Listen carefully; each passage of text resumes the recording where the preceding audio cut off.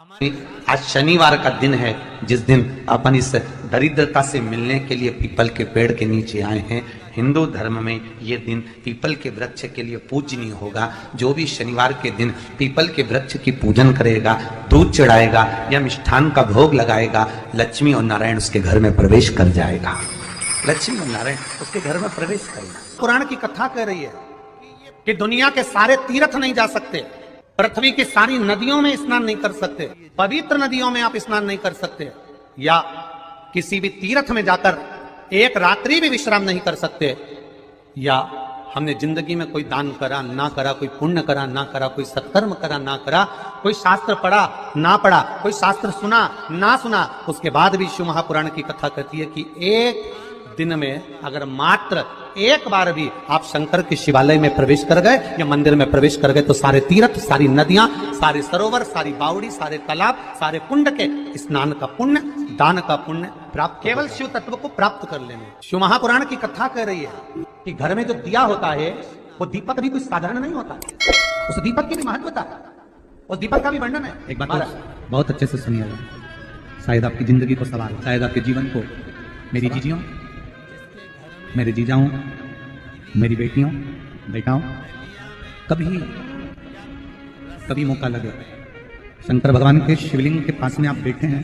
यहां तक शास्त्र कहता है कि घर में अगर किसी को बहुत तेज बुखार आ गया है, बहुत तेज बुखार, और बच्चा उस बुखार में तप रहा है, बहुत तप रहा है, मारा, तुम जिस दिए में भगवान की आरती उतारते हो, जिस दिए से तुम भगवान की पूजन करते हो, कभी मौका लगे और आप पूजन करने के लिए गए, कभी पूजन शंकर भगवान के शिवलिंग के पास में या शंकर भगवान के शिवलिंग के ऊपर कनेर का अगर पीला फूल देखा है ना आप लोगों ने, अरे बोलो तो जम के, देखा है? कनेर का यदि पीला फूल शिवलिंग के आसपास में या शंकर भगवान के ऊपर कहीं रखा हुआ भी दिख जाए, विषम परिस्थिति हो, बहुत हिम्मत ना हारते, कभी भगवान अकेले में एकांत में आप पहुंचे उनके पूजन के लिए, कनेर का पुष्प वहां रखा है, चाहे वो जलाधारी पर रखा हो, चाहे वो शिवलिंग के पास में रखा हो, शिवलिंग पर रखा हो, उस कनेर के पुष्प को अगर आप 5 जगह का स्पर्श कराकर अपने हृदय की बात कहकर वापिस महादेव को समर्पित कर देते हो तो भी मेरा महादेव तुम्हारे दुख का निवारण कर देगा। अब वो 5 स्थान, पहला गणेश जी का जो स्थान होता है वह जगह, दूसरा षडानंद कार्तिक, तीसरा अशोक सुंदरी वाला स्थान, चौथा जलाधारी जो ऊपर से बूंद बूंद जल नीचे गिरा रही है, जया, विषहरा, शामली बारी, दौतली, देव, शंकर जी की 5 बेटियों का, और 5वें नंबर का है शंकर भगवान के, जो कैसे वर्णन किया जाए, त्रिशूल के 3 भाग होते हैं। करें दर्शन आप लोगों ने, ये से सामने त्रिशूल लगा है, इस त्रिशूल के ऊपर देखेंगे तो 3 भाग दिख रहे हैं, नजर आ रहे हैं सबको? त्रिशूल का जो 3 भाग होता है, उस 3 भाग का जहां ज्वाइंट होता है, जहां मिलता है, एक जगह पर देखो तीनों भाग एक जगह पर मिले हुए, 3 भाग का जहां मिलन होता है, पंचम स्थान, ये 5वां स्थान, यहां पर स्पर्श कराकर शिवलिंग पर अपनी कामना कर श्री शिवाय नमस्तुभ्यम कहकर बाबा से अपने मन की बात कहकर जो समर्पित कर देता है, हम 3 महीना भी नहीं कहेंगे, हम तो कहेंगे अगर ज्यादा दुख है 3 दिन इंतजार करना, मेरा बाबा दुख को मिटा। 3 महीना बहुत दूर पर करना है दिल से।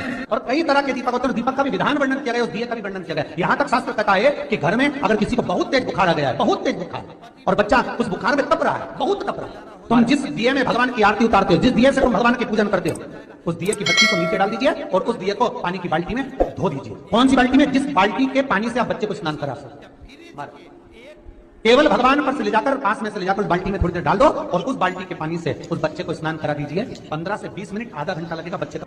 बड़ी बेचैन दिख रही हो तुम, क्या बात है? पार्वती जी कहती है देवव्रत, काश्मीर प्रदेश का एक भक्त देवव्रत बेलपत्री के वृक्ष के नीचे बैठकर आपका मंत्र जाप कर रहा। मैं आपको जगाना नहीं चाहती थी, पर बेलपत्री के वृक्ष के नीचे लक्ष्मी झाड़ू लगाती है, सरस्वती वीणा बजाती है, इंद्राणी उस बेलपत्री के वृक्ष के नीचे जल का सिंचन करती है, 33 कोटि देवी देवता उस बेलपत्री के वृक्ष की जड़ में विराजमान होते हैं। इसलिए देवव्रत एक बार पंचाक्षर मंत्र बोलता है तो वो 33 करोड़ बार गिना जाता है, ऐसा बेलपत्री का वृक्ष होता है। बेलपत्री के वृक्ष के नीचे एक बार अगर भगवान का नाम लिया जाता है तो वो 33 करोड़ बार, 33 कोटि बार गिना जाता है। एक मंत्र केवल नमः शिवाय ओम नमः शिवाय ओम नमः। फिर वही वाली बात आ गई जो पहले कथा में कहा, अपने लिए अच्छा वाला घी छाट के लाना, अच्छी कंपनी का लाना, और जब यज्ञ करने बैठे, पूजन करने बैठे, हवन करने बैठे, भगवान का कोई पाठ पूजन करवाइए, पूजा वाले दुकान पे बोलना कि पूजा का घी चाहिए। तो वो पूजा का सामान बेचने वाला भी चतुर था, उसने पूजा का ही घी दिया।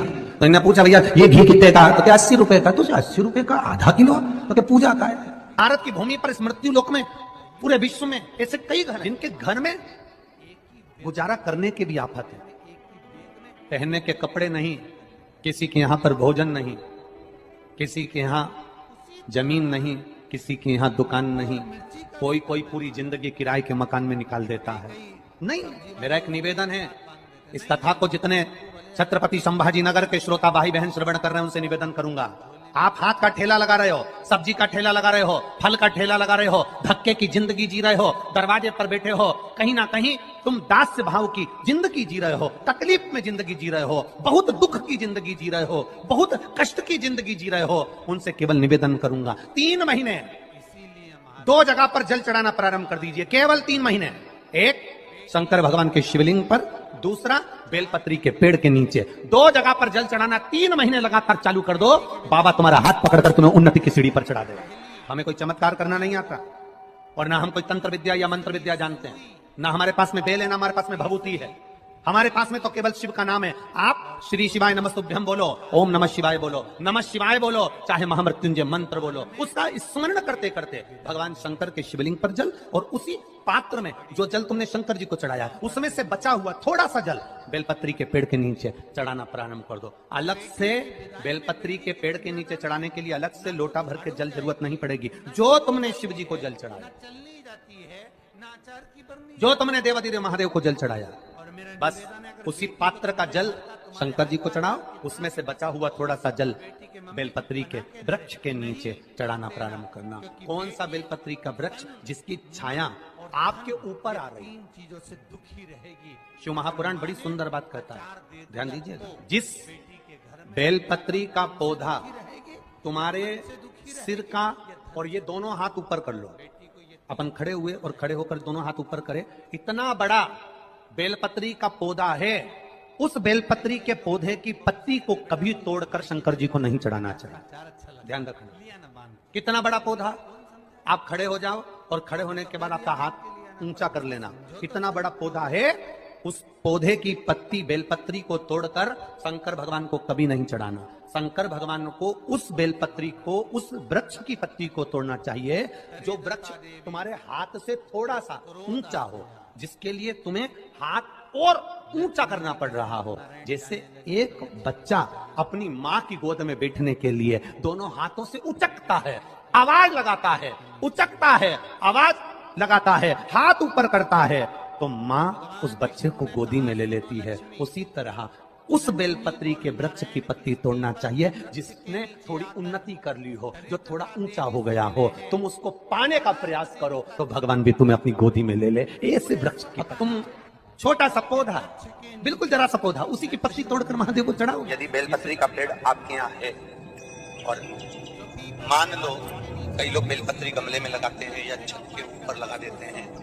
बेलपत्री का वृक्ष जो होना चाहिए वो घर के ठीक पीछे या बेलपत्री का वृक्ष अगर पीछे नहीं है तो आप अपने घर से जब बाहर निकलते हैं तो राइट हैंड की ओर बेलपत्री का वृक्ष होना। आप जब घर से प्रवेश कर रहे हैं, बाहर की ओर निकल रहे हैं, वो सुख का अनुभव करें। यदि घर से निकलते समय बेलपत्री का पेड़ लेफ्ट में अगर आता है, आप जिस घर से निकल रहे हो लेफ्ट में अगर बेलपत्री का पेड़ आता है, तो आप 1 रुपए कमाएंगे, 1.25 रुपए खर्च होगा, पैसा हाथ में टिकेगा नहीं। घर में 10 लोग भी कमा रहे हैं तो पैसा घर में दिखेगा नहीं, आएगा जरूर, सारे काम होंगे पर टिकेगा नहीं।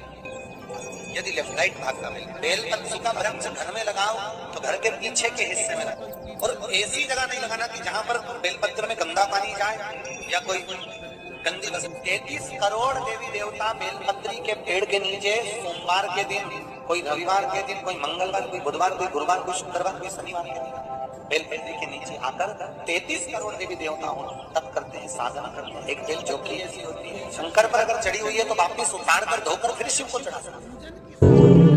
किसी व्यक्ति से कोई काम करवाना है, वो काम नहीं कर रहा, कोई फाइल आगे नहीं बढ़ रही है, कोई कार्य अटक रहा है, या फिर कहीं रुपया पैसा अटक गया हो, नहीं निकल रहा हो, तो एक जल के पात्र में जल भरकर 5 बेलपत्री शिव जी को समर्पित कर कुंदकेश्वर महादेव का नाम लेकर एक सफेद पुष्प बेलपत्री के ऊपर जो शिव जी को चढ़ाई है उस पर समर्पित कर कर जल जो लेकर गए हो, अपनी उस कामना को कर कर कि मेरा ये कार्य अटक रहा है, ये कार्य नहीं हो रहा, कुंदकेश्वर महादेव का नाम लेकर धीरे धीरे जल की धार चढ़ाइए। और एक बात हमेशा याद रखना, फिर निवेदन कर रहे हैं, अच्छे से समझ लेना, शंकर जी पर जब जल चढ़ता है, शिव जी का जब अभिषेक होता है, शंकर जी पर जब जल चढ़ाया जाता है, दूध चढ़ाओ, जल चढ़ाओ, कुछ भी चढ़ाओ, पर एक बात का स्मरण अपने जीवन में होना कि इतने ऊपर से मत चढ़ाना कि जल चढ़े और छींटे आपके ऊपर। बहुत ध्यान दीजिएगा। हाँ, तो यहां तक वर्णन करा गया है कि शंकर जी का जल चढ़ा हुआ जहां से बहकर जाता है ना, उसको लांगा तक नहीं जाता। यहाँ लांगते हैं क्या? नहीं ना, परिक्रमा भी करेंगे तो वहीं से लौट कर वापस उतर जाएंगे। शिव जी का जहां से जल बहकर जा रहा हो, चढ़ा हुआ जल जहां से बहकर जा रहा हो, उसको लांगा तक नहीं जाता। और कई लोग बड़े बड़े आनंद में शंकर जी पे इतनी ऊपर से जल चढ़ाएंगे तो वो छींटे पूरे अपने ऊपर आना चाहिए, शरीर पर आना चाहिए। नहीं, उसका दोष है हमारा, उसका दोष है। आप भगवान को अगर जल चढ़ाओ, दूध चढ़ाओ, तो मान लो अगर जैसे एक सरल भाषा में समझ लो और अच्छे से कि जैसे ये शिवलिंग है शंकर जी का, ये शिवलिंग है और आप जल चढ़ा रहे हो तो इतनी ऊपर से छोड़ोगे तो पानी का छींटा तो अपने ऊपर आएगा। पर वही जल, वही दूध, वही सामग्री आप शिवलिंग से थोड़ी सी दूरी बनाकर अगर आप समर्पित करेंगे तो बाबा उसको स्वीकार भी करता है और आनंद की अनुभूति भी होती है। हमारे शास्त्र वर्णन करते हैं कि दरवाजे पर नींबू और मिर्ची क्यों टांगा जाता है, दुकान के बाहर, घर के बाहर नींबू मिर्ची क्यों टांगते हैं? क्योंकि लक्ष्मी और दरिद्रता, इन दोनों देवियों को भगवान विष्णु का वर है कि ये प्रतिदिन भूमंडल पर विचरण करने के लिए जाएंगी। प्रतिदिन, रोज प्रतिदिन लक्ष्मी और दरिद्रता दोनों भ्रमण के लिए निकलेंगे। और जिसके घर में मिष्ठान रखा होगा उसके घर में लक्ष्मी मीठा खाने के लिए अंदर प्रवेश कर जाती है। और नींबू और मिर्ची दरवाजे पर इसलिए बांधते हैं कि दरिद्रता हमारे घर में प्रवेश ना करे, वो दरवाजे से खाकर ही चली जाए, दरवाजे से। एक बात बहुत ध्यान रखना, जिसके घर में फ्रिज में, दलिया में या रसोई घर में नींबू और मिर्ची ये दोनों एक ही जगह रखे रहते हैं, उसके घर में कभी शांति नहीं रहती है। सास बहू का, ननंद भाभी का, भाई भाई का, परिवार में कुछ ना कुछ क्लेश जरूर ही होगा। 4 दिन अगर अच्छे निकल गए तो 5वें दिन क्लेश का जाएगा, 5 दिन अच्छे निकल गए 6ठा दिन क्लेश का जाएगा। कुछ ना कुछ, एक जरा सी कटोरी पड़ी है उसके पीछे विवाद चालू हो जाएगा, जरा सा पानी ढुल गया उसके पीछे विवाद चालू हो जाएगा, बेडशीट बदल रहे थे उसके पीछे विवाद चालू हो जाएगा, पति कक्ष में आया विवाद चालू हो जाएगा, तुमने एक शब्द कहा, कोई लड़ाई की बात नहीं करी, फिर भी विवाद चालू हो जाएगा। समझ लेना कि घर के रसोई घर में या फ्रिज में नींबू और मिर्ची साथ रखा हुआ है तो वो क्लेश तो देगा ही। पंडितों से पूछोगे, ज्योतिषाचार्यों से पूछोगे, वो कहेंगे मोती पिना दो, कोई कहेगा पितृदोष हो गया, कोई कहेगा काल सर्प दोष हो गया, कोई कहेगा वास्तु दोष हो गया, पर वो आपको ये नहीं बताएंगे कि नींबू और मिर्ची एक दलिया में रखा हुआ है। ये हमारा वेद, हमारा शास्त्र बताएगा कि नींबू और मिर्ची ये दरिद्रता देवी को प्रिय है, और जहां नींबू और मिर्ची साथ रखा वहां दरिद्रता प्रवेश कर जाती है, और दरिद्रता गई तो वो क्लेश उत्पन्न करती है, जिससे इसके घर में सुख ना रहे। सुख नहीं रहेगा तो लक्ष्मी नहीं रहेगी, दरिद्रता उसके घर में आराम से रह सकती है। अब बहुएं कहीं किसी से पूछ रही, सास किसी से पूछ रही, हमारे घर में शांति नहीं, हमारी बहू बहुत अच्छी थी पहले, बहुत क्लेश करती है, हमारी सास बहुत अच्छी थी, बहुत क्लेश करती है, घर में विवाद इतना ज्यादा होता है। गुरुजी, जरा सी बात के पीछे विवाद होगा इतना बड़ा फैल जाएगा, पति पत्नी में जरा सी बात होगी इतना बड़ा फैलाना हो जाएगा, बच्चों को थोड़ा सा समझाओ इतना बड़ा फैलाना हो जाएगा। कारण क्या है? उसका कारण है तुम्हारे घर में जरूर एक डलिया के अंदर नींबू और मिर्ची या फ्रिज के एक बॉक्स के अंदर नींबू और मिर्ची रखा हुआ है, उसका क्लेश तुम्हारे यार रहेगा ही, सदा रहेगा। इसलिए महाराज नींबू मिर्ची दरवाजे पर टांगा जाता है, बाहर संग नहीं, बाहर जाए। एक बात बहुत सुंदर है, जैसे दूध और दही दोनों एक ही झोले में, एक ही बैग में, एक कैरी बैग के अंदर दूध और दही अलग अलग पॉलिथीन में बंधे हुए हैं, अलग अलग डोलची में, अलग अलग डब्बे में रखे हुए हैं। एक व्यक्ति एक ही बैग के अंदर दूध और दही, ये दोनों चीज अगर लेकर घर के अंदर आता है तो उसके घर में संपदा की तो कमी आती ही है, उसके घर में संपदा टिकती नहीं है। घर में अगर लाख रुपए रखे हैं तो 3 दिन या 4 दिन के अंदर वो पैसा वापस जाना है। दही और दूध अगर एक ही साथ आया है, एक ही व्यक्ति एक ही झोले में, एक ही बैग में, एक ही कैरी बैग में अगर लेकर आया, उसी तरह नींबू और मिर्ची का भी क्रम है महाराज। कई कई सब्जी वाले उसको एक साथ बांध देते, नहीं नहीं, नींबू भले अलग बैग में डाल लो, पन्नी में अलग बांध कर या झोले में अलग बांध कर मिर्ची रख लो, वो चल जाएगा, पर एक साथ अलग हो महाराज। मेरे को मालूम है दरिद्रता कि तेरे को खट्टा और तीखा पसंद है, इसीलिए महाराज हमारे हिंदू धर्म में बेटी की विदाई में 4 चीजें नहीं दी जाती। बेटी की विदाई में 4 चीजें नहीं देते।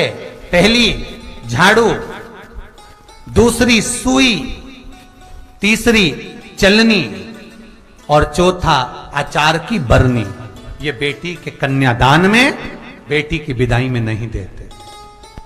बड़ी दे दो, पापड़ दे दो, ये चल जाएगा, पर बेटी की विदाई में, बेटी के कन्यादान में ना तो झाड़ू जाएगी, ना सुई जाती है, ना चलनी जाती है, ना अचार की बरनी जाती है।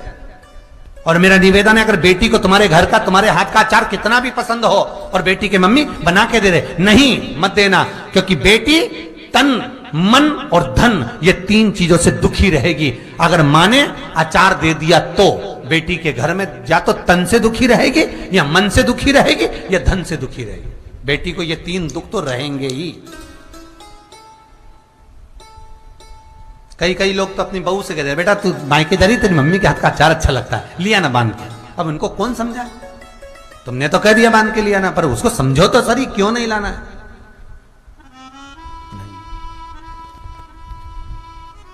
महाराज, दरिद्रता देवी को क्रोध आ गया। लक्ष्मी जी के साथ नारायण जाने लगे तो लक्ष्मी जी बोली, रुको प्रभु, मेरी बहन पीपल के पेड़ के नीचे बैठी है, आप कृपा करो। भगवान विष्णु ने कहा, सुनो लक्ष्मी, लक्ष्मी और नारायण इस पीपल के वृक्ष के नीचे आकर दरिद्रता देवी से मिले हैं। 7 दिन तक, पूरे सप्ताह पीपल के वृक्ष के नीचे लक्ष्मी और नारायण का वासा होगा।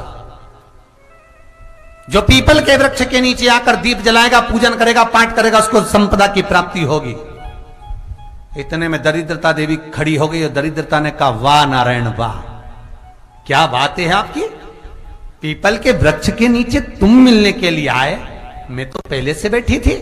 7 दिन तुमने अपने कर लिए, इसमें 1 दिन मेरा होगा। भगवान ने कहा, कौन सा? तब दरिद्रता देवी कहती है, रविवार का दिन पीपल के वृक्ष के नीचे ये दरिद्रता देवी विराजमान रहेगी।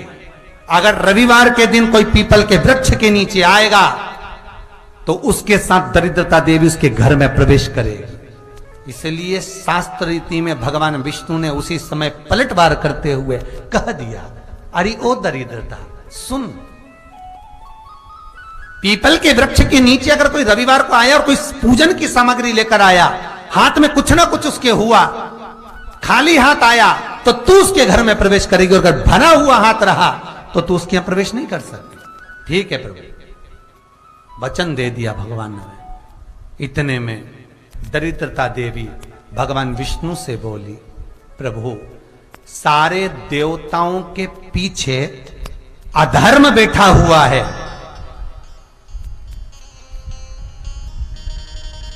सारे देवताओं के पीछे अधर्म बैठा हुआ है।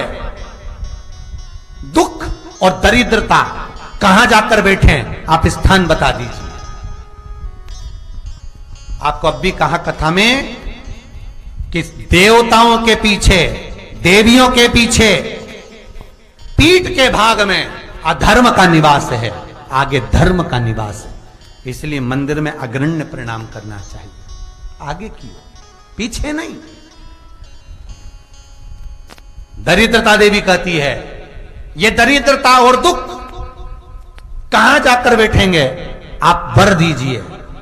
भगवान विष्णु ने कहा ये भी तेरे लिए है, तू लक्ष्मी की बहन है, मांग ले, तुझे कहां बैठना है, कहां रहना है। दरिद्रता देवी कहती है जिस घर में स्त्री दोपहर में सोती होगी उसके घर में दुख और दरिद्रता दोनों जाएंगे। जिनके घर में कांटेदार पेड़े लगे होंगे, पौधे लगे होंगे, उनके घर में दुख और दरिद्रता दोनों जाएंगे। जिनके घर में रात्रि में बासी बर्तन पड़े रहेंगे उनके घर में दुख और दरिद्रता दोनों जाएंगे। भगवान विष्णु बोले ठीक है। इतने में दरिद्रता देवी बोली सारे देवताओं में प्रथम मान्य होने वाले श्री गणेश जी महाराज के पीठ के पीछे कोई नहीं बैठा, अधर्म नहीं बैठा। आप हमें वर दो कि दरिद्रता और दुख गणेश जी की पीठ के पीछे विराजमान होंगे, पृष्ठभाग में दरिद्रता और दुख दोनों रहेंगे। वर दो आप।